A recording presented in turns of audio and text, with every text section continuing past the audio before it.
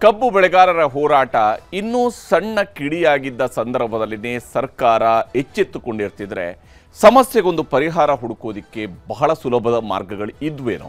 ಆದರೆ ಸರ್ಕಾರ ರೈತರೇನೋ ಒಂದು ಕಡೆಯಲ್ಲಿ ಕೂತ್ಕೊಂಡು ಪ್ರತಿಭಟನೆ ಮಾಡ್ತಾ ಇದ್ದಾರೆ, ಗುರ್ಲಾಪುರ ಕ್ರಾಸ್ನಲ್ಲಿ ಮಾತ್ರ ಪ್ರತಿಭಟನೆ ಮಾಡ್ತಿದ್ದಾರೆ, ಉಳಿದ ಕಡೆಗಳಲ್ಲಿ ಏನೂ ಇಲ್ಲ ಅಂತ ಮೈ ಮರೆತು ಕುಳಿತಿದ್ದಕ್ಕೆ, ವಿಶೇಷವಾಗಿ ಸಕ್ಕರೆ ಸಚಿವರ ನಿರ್ಲಕ್ಷ್ಯಕ್ಕೆ ಈಗ ರಾಜ್ಯ ಸರ್ಕಾರವೇ ಅಡಕತ್ತದಿಯಲ್ಲಿ ಸಿಕ್ಕಿದೆ. ಸಕ್ಕರೆ ಸಚಿವರು ಇಡೀ ಹೋರಾಟ ಶುರುವಾಗಿ 8 ದಿನ ಕಳೆದ ಮೇಲೆ, ಅದು ಮುಖ್ಯಮಂತ್ರಿಯವರ ಸೂಚನೆಯ ಮೇರೆಗೆ ಬೆಳಗಾವಿಯಲ್ಲಿ ಗುರ್ಲಾಪುರ ಕ್ರಾಸ್ಗೆ ಹೋಗ್ತಾರೆ, ರೈತರ ಜೊತೆಗೆ ಮಾತುಕತೆ ನಡೆಸ್ತಾರೆ. ಅಷ್ಟೊತ್ತಿಗಾಗಲೇ ರೈತರು ತಮ್ಮ ಬೇಡಿಕೆ ಮತ್ತು ಬೇಡಿಕೆಗೆ ಸಂಬಂಧಪಟ್ಟಂತೆ ಬಹಳ ಗಟ್ಟಿ ನಿರ್ಧಾರಗಳನ್ನು ತೆಗೆದುಕೊಂಡಾಗಿತ್ತು. ಹೀಗಾಗಿ ಸರ್ಕಾರಕ್ಕೆ ಅಷ್ಟು ಸುಲಭವಾಗಿ ಈಗ ರೈತರ ಮನವೊಲಿಕೆ ಸಾಧ್ಯ ಆಗ್ತಿಲ್ಲ. ಯಾವಾಗ ಸರ್ಕಾರ ವಿಳಂಬ ಮಾಡ್ತೋ ರೈತರ ಹಠ ಮತ್ತಷ್ಟು ಹೆಚ್ಚಾಗಿದೆ. ಇದರ ಪರಿಣಾಮವಾಗಿ ಸಂಧಾನಗಳ ಮೇಲೆ ಸಂಧಾನಗಳು ನಡೀತಿದ್ದಾವೆ, ಸಂಧಾನದ ಮೇಲೆ ಸಂಧಾನಗಳು ಮುರಿದು ಬೀಳ್ತಾ ಇದ್ದಾವೆ. ಕಬ್ಬು ಬೆಳೆಗಾರರ ಹೋರಾಟಕ್ಕೆ ಸರ್ಕಾರ ಇವತ್ತು ಕೂಡ ಸಂಧಾನ ಸೂತ್ರವನ್ನು ಹೆಣೆಯುವ ಪ್ರಯತ್ನವನ್ನು ಮಾಡ್ತು. ಅದಕ್ಕಾಗಿ ಶುಗರ್ ಫ್ಯಾಕ್ಟರಿಗಳ ಮಾಲೀಕರ ಸಭೆಯನ್ನು ಕರೀತು. ಆದರೆ ಸರ್ಕಾರದ ಸಂಧಾನ ವಿಫಲ ಆಗಿದೆ. ಸಿಎಂ ಮಾತುಗಳನ್ನು ಮಾಲೀಕರು ಒಪ್ಪಿಕೊಂಡಿಲ್ಲ. ರೈತರ ಬೇಡಿಕೆಗೆ ತಕ್ಕಂತೆ ಹಣ ಕೊಡೋದಕ್ಕೆ ಆಗೋದಿಲ್ಲ ಅಂತ ಹೇಳಿ ಶುಗರ್ ಫ್ಯಾಕ್ಟರಿಗಳ ಮಾಲೀಕರು ಸ್ಪಷ್ಟನೆಯನ್ನು ನೀಡಿದ್ದಾರೆ. ಶುಗರ್ ಫ್ಯಾಕ್ಟರಿಗಳ ಮಾಲೀಕರಲ್ಲಿ ಅಲ್ಲಿ ಸಚಿವರುಗಳು ಕೂಡ ಇದ್ರು, ಅಲ್ಲಿ ಮಾಜಿ ಸಚಿವರುಗಳಿದ್ರು, ಆಡಳಿತ ಮತ್ತು ಪ್ರತಿಪಕ್ಷದ ಸದಸ್ಯರುಗಳಿದ್ರು. ಆದರೆ ಅಲ್ಲೊಂದು ಸ್ಪಷ್ಟ ನಿರ್ಧಾರಕ್ಕೆ ಬರೋದಕ್ಕೆ ಸಾಧ್ಯ ಆಗಿಲ್ಲ. ಸಿಎಂ ಸಭೆಯ ಬಳಿಕ ಕಾರ್ಖಾನೆ ಮಾಲೀಕರು ಪ್ರತ್ಯೇಕ ಸಭೆಯನ್ನು ನಡೆಸಿದ್ದಾರೆ. ವಿಧಾನಸೌಧದಲ್ಲಿನೇ ಪ್ರತ್ಯೇಕ ಸಭೆಯನ್ನು ಮಾಲೀಕರು ಮಾಡ್ತಾ ಇದ್ರೆ, ಸಭೆಯ ಬಳಿಕ ಮುಖ್ಯಮಂತ್ರಿಯವರಿಗೆ ನಿರ್ಧಾರ ತಿಳಿಸುವುದಕ್ಕೆ ಈಗ ಮಾಲೀಕರು ತೀರ್ಮಾನಕ್ಕೆ ಬಂದಿದ್ದಾರೆ. ಅಂದರೆ 3,200 ರೂಪಾಯಿ 3,200 ರೂಪಾಯಿಯನ್ನು ಈಗಾಗಲೇ ನಿರ್ಧಾರ ಮಾಡಲಾಗಿದೆ. ಆದರೆ ರೈತರು ತಮ್ಮ ಬೇಡಿಕೆನ 3,500 ರೂಪಾಯಿ ಮುಂದಿಡ್ತಿದ್ದಾರೆ. 3,500 ರೂಪಾಯಿ ಸಿಗಲೇಬೇಕು ಅಂತ ರೈತರು ಕೇಳ್ತಾ ಇದ್ದಾರೆ. ಹೀಗಾಗಿ ಇವತ್ತು ನಡೆದಿರುವಂತಹ ಮೊದಲ ಸುತ್ತಿನ ಸಭೆಯಲ್ಲಿ ಯಾವುದೇ ನಿರ್ಧಾರಕ್ಕೆ ಬರೋದಕ್ಕೆ ಸಾಧ್ಯ ಆಗಿಲ್ಲ. ನಮ್ಮಲ್ಲಿ ಕಬ್ಬಿನ ಇಳುವರಿ ಕಡಿಮೆ, ಇಲ್ಲಿ ರಿಕವರಿ ಕಡಿಮೆ ಅನ್ನುವಂಥದ್ದನ್ನು ಮಾಲೀಕರುಗಳು ಹೇಳ್ತಾ ಇದ್ದಾರೆ. ಒಂದು ವೇಳೆ ಜಾಸ್ತಿ ಹಣ ಬರದಿದ್ದರೆ ನಾವು ಆವಾಗ ಬೇಕಾದ್ರೆ ಪರಿಹಾರ ಕೊಡೋದಕ್ಕೆ ಸಿದ್ಧರಿದ್ದೇವೆ, ಅಂತಹ ಲಾಭಾಂಶದಲ್ಲಿ ಪಾಲನ್ನು ರೈತರಿಗೆ ಕೊಡೋದಕ್ಕೆ ಸಿದ್ಧರಿದ್ದೇವೆ ಅಂತ ಹೇಳ್ತಾರೆ. ರೈತರಿಗೆ ಅದರ ಯಾವುದೇ ಗ್ಯಾರಂಟಿಗಳಿರೋದಿಲ್ಲ. ಯಾಕಂದರೆ ಕಬ್ಬು ಅರದ ಮೇಲೆ ಮುಗಿಯಿತು, ಅವ್ರು ಕೊಟ್ಟಿರೋದು ಲೆಕ್ಕ ಅನ್ನುವಂಥದ್ದು ರೈತರಿಗಿರುವಂಥ ಆಕ್ಷೇಪ.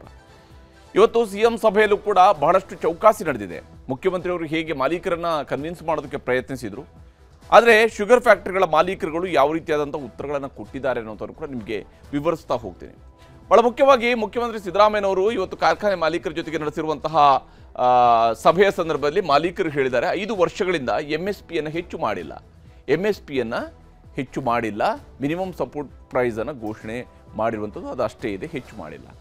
4 ವರ್ಷಗಳಿಂದ ಎಥನಾಲ್ ದರವನ್ನು ಕೂಡ ಕೇಂದ್ರ ಸರ್ಕಾರ ಹೆಚ್ಚಿಸಿಲ್ಲ. ಅಂದರೆ 4 ವರ್ಷಗಳಿಂದಲೂ ಕೂಡ ಎಥನಾಲ್ ಪ್ರೊಡಕ್ಷನ್ ಏನು ನಾವು ಮಾಡ್ತಿದ್ವಿ ಅದರಲ್ಲಿ ರೇಟ್ ಜಾಸ್ತಿ ಆಗಿಲ್ಲ. ಈಗ ರೈತರಿಗೆ ನಾವು ಜಾಸ್ತಿ ಹಣ ಕೊಡಬೇಕು ಅಂದಾಗ ಎಥನಾಲ್ನಲ್ಲೂ ಕೂಡ ನಮಗೆ ಜಾಸ್ತಿ ಹಣ ಬೇಕು ಅನ್ನುವಂಥದ್ದು ಅವರ ವಾದದ ಮುಖ್ಯ ಅಂಶ. ದರ ಹೆಚ್ಚಳ ಮಾಡದ ಕಾರಣಕ್ಕೆ ಸಮಸ್ಯೆ ಎದುರಾಗಿದೆ, ಇದರಿಂದಾಗಿ ನಮಗೆ ಈಗಲೂ ಕೂಡ ಸಮಸ್ಯೆ ಇದೆ ಅಂಥೇಳಿ ಶುಗರ್ ಫ್ಯಾಕ್ಟರಿಗಳ ಮಾಲೀಕರುಗಳು ಹೇಳ್ಕೊಂಡಿದ್ದಾರೆ. ದರ ಹೆಚ್ಚಳ ಮಾಡದ ಕಾರಣಕ್ಕಾಗಿ ಸಮಸ್ಯೆ ಆಗಿದೆ ಅನ್ನುವಂಥದ್ದು ಅವರ ನಿಲುವು. ಮತ್ತು ಈ ಕಾರಣಕ್ಕಾಗಿ ಅವರು ಸರ್ಕಾರದ ಮೇಲೆ ಒತ್ತಡವನ್ನು ಹೇರ್ತಾ ಇದ್ದಾರೆ.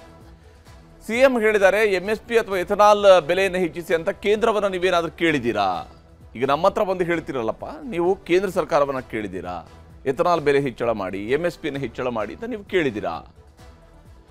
ಕೇಂದ್ರ ಸರ್ಕಾರದ ರಫ್ತು ನೀತಿಯಿಂದಾಗಿ ಸಕ್ಕರೆ ಬೆಲೆ ಏರುಪೇರಾಗ್ತಾ ಇದೆ ಅನ್ನುವಂಥದ್ದು ಸಿದ್ದರಾಮಯ್ಯನವರು ಮಾಲೀಕರ ಮುಂದೆ ಮಾಡಿರುವಂಥ ಗಂಭೀರ ಆರೋಪ. ಕೇಂದ್ರ ಸರ್ಕಾರದ ರಫ್ತು ನೀತಿಯಿಂದಾಗಿ ಸಕ್ಕರೆಯ ಬೆಲೆಯಲ್ಲಿ ಏರುಪೇರು ಉಂಟಾಗ್ತಾ ಇದೆ.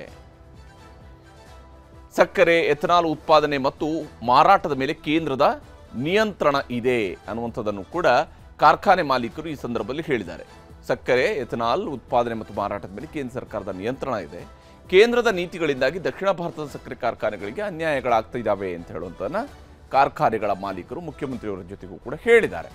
ಉತ್ತರ ಭಾರತದ ಕಾರ್ಖಾನೆಗಳಿಗೆ ಅನುಕೂಲ ಆಗುವಂತಹ ಪರಿಸ್ಥಿತಿ ಬಂದಿದ್ದಾವೆ, ಆದರೆ ದಕ್ಷಿಣ ಭಾರತದ ಕಾರ್ಖಾನೆಗಳಿಗೆ ಅನುಕೂಲ ಆಗ್ತಾ ಇಲ್ಲ ಅಂತ ಹೇಳಿ. ಯಾಕಂದರೆ ಉತ್ತರ ಭಾರತದಲ್ಲಿ ರಿಕವರಿ ಜಾಸ್ತಿ ಇದೆ, ಅಲ್ಲಿಯ ಕಬ್ಬಿನ ಇಳುವರಿ ಜಾಸ್ತಿ ಇದೆ, ನಮ್ಮಲ್ಲಿ ಕಡಿಮೆ ಇದೆ ಅಂತೇಳಿ. ಅನ್ಯಾಯ ತಾರತಮ್ಯ ಸರಿಪಡಿಸಲು ಕೇಂದ್ರಕ್ಕೆ ರಾಜ್ಯ ಸರ್ಕಾರ ಪತ್ರ ಬರೀಬೇಕು ಅಂತ ಹೇಳಿ ಕಾರ್ಖಾನೆ ಮಾಲೀಕರು ಮುಖ್ಯಮಂತ್ರಿಯವರಿಗೆ ವಿನಂತಿಯನ್ನು ಮಾಡಿಕೊಂಡಿದ್ದಾರೆ. ಅನ್ಯಾಯ ಮತ್ತು ಇದನ್ನು ಸರಿಪಡಿಸಬೇಕಾಗಿದೆ. ಎಥನಾಲ್ ಮಿಶ್ರಣ ಹಾಗೂ ಬಳಕೆಯ ನಿಯಮಗಳು ಕೂಡ ಹೊರೆ ಆಗ್ತಾ ಇದ್ದಾವೆ. ಅದಕ್ಕೆ ಸಂಬಂಧಪಟ್ಟಂತಹ ಕೇಂದ್ರ ಸರ್ಕಾರದ ಯೋಜನೆಗಳು ಅಥವಾ ನೀತಿ ನಮಗೆ ಹೊರೆ ಆಗ್ತಿದೆ ಅನ್ನೋಂಥದ್ದು ಕಾರ್ಖಾನೆ ಮಾಲೀಕರ ವಾದ. ಕಾರ್ಖಾನೆ ಮಾಡಿ ಏನು ಪಾಪ ಮಾಡಿದ್ದೀವಿ ಅಂತ ನಮ್ಗೆ ಅನ್ನಿಸ್ತಾ ಇದೆ ಅನ್ನುವಂಥದ್ದು ಯಥಾ ಪ್ರಕಾರವಾಗಿ ಅವರ ಸಮಸ್ಯೆಯನ್ನು ಹೇಳ್ತಾರೆ ಕಾರ್ಖಾನೆ ಮಾಲೀಕರು. ರೈತರ ಸಮಸ್ಯೆಯನ್ನು ಹೇಳಿದರೆ ಕಾರ್ಖಾನೆ ಮಾಲೀಕರು ಅವರ ಸಮಸ್ಯೆಯನ್ನು ಹೇಳ್ಕೊಳ್ತಾರೆ. ಬ್ಯಾಂಕ್ ಸಾಲದ ಹೊರೆ ಒಂದು ಕಡೆ ಇದೆ, ನಷ್ಟದ ಮಧ್ಯೆಯೂ ಕೂಡ ಕಾರ್ಖಾನೆಗಳು ನಡೀತಾ ಇದ್ದಾವೆ ಅಂತ ಹೇಳಿ ಕಾರ್ಖಾನೆಗಳ ಮಾಲೀಕರುಗಳು ಹೇಳ್ತಿದ್ದಾರೆ. ಆದರೆ ಪ್ರತಿ ವರ್ಷವೂ ಕೂಡ ನಮ್ಮಲ್ಲಿ ಹೊಸ ಕಾರ್ಖಾನೆಗಳು ಬರ್ತಾ ಇರ್ತವೆ ಅನ್ನೋಂಥದ್ದು ಕೂಡ ನಾವು ಗಮನಿಸಬೇಕು. ಕಾರ್ಖಾನೆಗಳು ಇಷ್ಟೊಂದು ನಷ್ಟದಲ್ಲಿದ್ದರೂ ಕೂಡ ಕಾರ್ಖಾನೆಗಳನ್ನು ಸರ್ಕಾರಕ್ಕೆ ಬಿಟ್ಟುಕೊಡ್ತೇವೆ, ಬೇಕಾದ್ರೆ ನೀವೇ ನಡೆಸಲಿ ಅನ್ನುವಂತಹ ಸವಾಲನ್ನು, ಅಂದರೆ ಸರ್ಕಾರದ ಮೇಲೆ ಒತ್ತಡ ಹೇರುವಂತಹ ಅಸ್ತ್ರವನ್ನು ಇಲ್ಲಿ ಪ್ರಯೋಗ ಮಾಡಿದ್ದಾರೆ.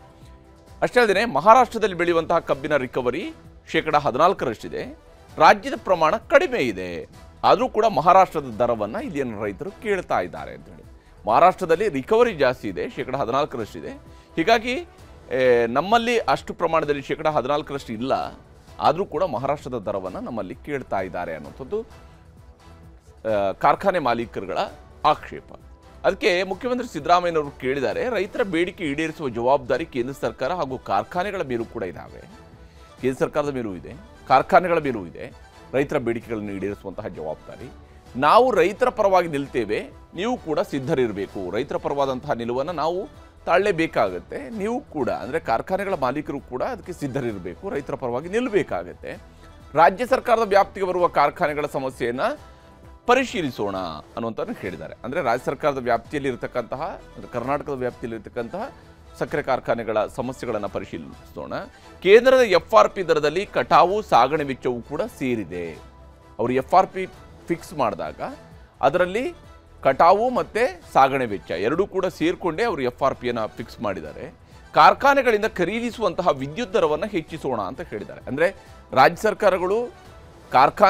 ಸರ್ಕಾರ ಕಾರ್ಖಾನೆಗಳಿಂದ ಏನು ವಿದ್ಯುತ್ತನ್ನು ಖರೀದಿ ಮಾಡಿಕೊಳ್ಳುತ್ತೆ, ಆ ವಿದ್ಯುತ್ ದರವನ್ನು ಹೆಚ್ಚಿಸೋಣ ಅನ್ನುವಂಥದ್ದನ್ನು ಮುಖ್ಯಮಂತ್ರಿಯವರು ಭರವಸೆ ಕೊಟ್ಟಿದ್ದಾರೆ. ಅದು ಒಂದು ರೀತಿಯಿಂದ ಅಡಿಷ್ನಲ್ ಅವರಿಗೆ ಲಾಭವನ್ನು ತಂದುಕೊಡುತ್ತೆ ಕಾರ್ಖಾನೆಗಳಿಗೆ ಅನ್ನುವಂಥದ್ದು.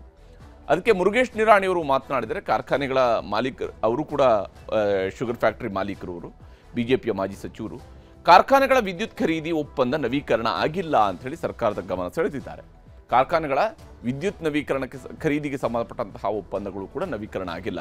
ಕಾರ್ಖಾನೆಗಳ ನಡುವಿನ ಅಂತರ ಕನಿಷ್ಠ 25 ಕಿಲೋಮೀಟರನ್ನು ನಿಗದಿಪಡಿಸಬೇಕು. ಒಂದು ಕಾರ್ಖಾನೆಯಿಂದ ಮತ್ತೊಂದು ಕಾರ್ಖಾನೆಗೆ ಕನಿಷ್ಠ 25 ಕಿಲೋಮೀಟರ್ಗಳ ಕಾರ್ಯವ್ಯಾಪ್ತಿಯನ್ನು ನೀವು ಫಿಕ್ಸ್ ಮಾಡಬೇಕು. ರೈತರಿಗೆ FRP ಪ್ರಕಾರವೇ ದರ ನೀಡಲಾಗುವುದು ಅನ್ನೋದನ್ನು ಮುರುಗೇಶ್ ನಿರಾಣಿಯವರು ಹೇಳಿದ್ದಾರೆ. FRP ಎಷ್ಟಿದೆಯೋ ಅದರ ಪ್ರಕಾರವಾಗಿ ನಾವು ದುಡ್ಡು ಕೊಡ್ತೀವಿ, ಹೆಚ್ಚುವರಿ ಆದಾಯ ಬಂದರೆ ರೈತರಿಗೆ ಹಂಚೋದಕ್ಕೆ ನಾವು ಸಿದ್ಧರಿದ್ದೇವೆ. ಒಂದು ವೇಳೆ ನಮಗೆ ಅದಕ್ಕಿಂತ ಜಾಸ್ತಿ ಏನಾದರೂ ಆದಾಯ ಬಂತು, ರಿಕವರಿ ಚೆನ್ನಾಗಿತ್ತು, ಶುಗರ್ದು ರಿಕವರಿ ಚೆನ್ನಾಗಿತ್ತು ಅಂತ ಹೇಳಿದರೆ ನಾವು ಅದಕ್ಕೆ ಎಕ್ಸ್ಟ್ರಾ ಹಣ ಕೊಡೋದಕ್ಕೆ ಸಿದ್ಧರಿದ್ದೇವೆ. ಹೆಚ್ಚುವರಿ ಆದಾಯ ಬಂದರೆ ರೈತರಿಗೂ ಕೂಡ ಅದನ್ನು ಹಂಚೋದಕ್ಕೆ ಸಿದ್ಧರಿದ್ದೇವೆ ಅಂತ ಹೇಳಿ ಮುರುಗೇಶ್ ನಿರಾಣಿಯವರು ಹೇಳಿದ್ದಾರೆ. ಅದಕ್ಕೆ ಮುಖ್ಯಮಂತ್ರಿಯವರು ಮತ್ತೆ ಇಂಟರ್ವ್ಯೂನಾಗಿ ತಿಳಿಸಿದ್ದಾರೆ, ಕೇಂದ್ರ ಸರ್ಕಾರ FRPಗೆ ಪೂರಕವಾಗಿ MSPಯನ್ನು ಏರಿಸ್ತಾ ಇಲ್ಲ. FRPಗೆ ಪೂರಕವಾಗಿ MSPಯನ್ನು ಕೂಡ ಏರಿಕೆ ಮಾಡಬೇಕಾಗುತ್ತೆ, ಆದರೆ ಅದನ್ನು ಮಾಡಿಲ್ಲ. MSP ಹೆಚ್ಚಿಸುವಂತೆ ಹಲವು ಬಾರಿ ನಾನು ಪ್ರಧಾನಮಂತ್ರಿಗೆ ಪತ್ರ ಬರೆದಿದ್ದೀನಿ ಅನ್ನುವಂಥದ್ದನ್ನು ಮಾಲೀಕರ ಗಮನಕ್ಕೆ ಮುಖ್ಯಮಂತ್ರಿ ಸಿದ್ದರಾಮಯ್ಯನವರು ತಂದಿದ್ದಾರೆ. ಅಷ್ಟೇ ಅಲ್ಲದೆ ರಾಜ್ಯ ಪ್ರತಿನಿಧಿಸುವಂತಹ ಕೇಂದ್ರ ಮಂತ್ರಿಗಳಿಗೂ ಅದು ಸಾಧ್ಯ ಆಗ್ತಾ ಇಲ್ಲ ಅಂತ ಹೇಳಿ ಅಸಮಾಧಾನವನ್ನು ಕೇಂದ್ರ ಮಂತ್ರಿಗಳ ಮೇಲೆ ಹಾಕಿದ್ದಾರೆ. BJPಯ ಸಚಿವರು, ಸಂಸದರು ಪ್ರಧಾನಿ ಜೊತೆಗೆ ಮಾತನಾಡ್ತಿಲ್ಲ, ಏನು ಮಾಡೋದು ಅನ್ನುವಂತಹ ಪ್ರಶ್ನೆಯನ್ನು ಮಾಲೀಕರುಗಳ ಮುಂದೆ ಮುಖ್ಯಮಂತ್ರಿಯವರು ಕೇಳಿದ್ದಾರೆ. ಮಹಾರಾಷ್ಟ್ರದ ಮುಖ್ಯಮಂತ್ರಿ ಫಡ್ನವೀಸ್ ಪತ್ರದಂತೆಯೇ ನಾವು ಕೂಡ ಒತ್ತಾಯ ಮಾಡೋಣ. ಫಡ್ನವೀಸ್ ಅವರು ಈಗಾಗಲೇ ಅಲ್ಲಿಯ ಶುಗರ್ ಫ್ಯಾಕ್ಟರಿಗಳಿಗೆ ಸಂಬಂಧಪಟ್ಟಂತೆ ಅವರೇನು ಪತ್ರ ಬರೆದಿದ್ದಾರೆ, ಅದೇ ರೀತಿಯಲ್ಲಿ ನಾವು ಕೂಡ ಬರೆಯೋಣ. ಅಲ್ಲಿಯ ಕಬ್ಬು ಬೆಳೆಗಾರರ ಪರವಾಗಿ ಬರೆದಂಗೆ ಬೀದಿಗಳಿರುವಂತಹ ಕಬ್ಬು ಬೆಳೆಗಾರರ ಹಿತ ಕಾಪಾಡುವ ಕೆಲಸ ಆಗಬೇಕು. ಈಗ ಯಾರು ರೈತರು ಹೋರಾಟಕ್ಕೆ ಇಳಿದಿದ್ದಾರೆ ಅವರ ಹಿತ ಕಾಯುವಂತಹ ಕೆಲಸವನ್ನು ಕೂಡ ಸರ್ಕಾರ ಮಾಡಬೇಕು. ಟನ್ ಕಬ್ಬಿಗೆ ಕಟಾವು ಸಾಗಾಟ ಹೊರತುಪಡಿಸಿ 3,200 ರೂಪಾಯಿ ನಿಗದಿಯಾಗಿದೆ ಅನ್ನೋದನ್ನು ಮುಖ್ಯಮಂತ್ರಿಯವರು ಹೇಳಿದ್ದಾರೆ. ಕಟಾವು ಮತ್ತು ಸಾಗಾಟ ವೆಚ್ಚವನ್ನು ಹೊರತುಪಡಿಸಿ 3,200 ರೂಪಾಯಿ.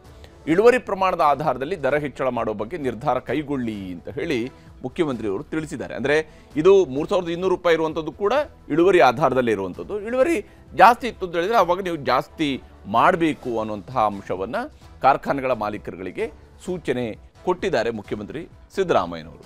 ಆದರೆ ಅವರು ಬಂದ ಮೇಲೆ ನೋಡೋಣ ಅನ್ನುವಂತಹ ರೀತಿಯಲ್ಲಿ, ಲಾಭ ಬಂದ ಮೇಲೆ ನೋಡ್ಕೊಳ್ಳೋಣ ಅನ್ನುವಂಥ ರೀತಿಯಲ್ಲಿ ಸಕ್ಕರೆ ಕಾರ್ಖಾನೆಗಳ ಮಾಲೀಕರುಗಳು ಸರ್ಕಾರಕ್ಕೆ ಭರವಸೆಯನ್ನು ಕೊಟ್ಟಿದ್ದಾರೆ.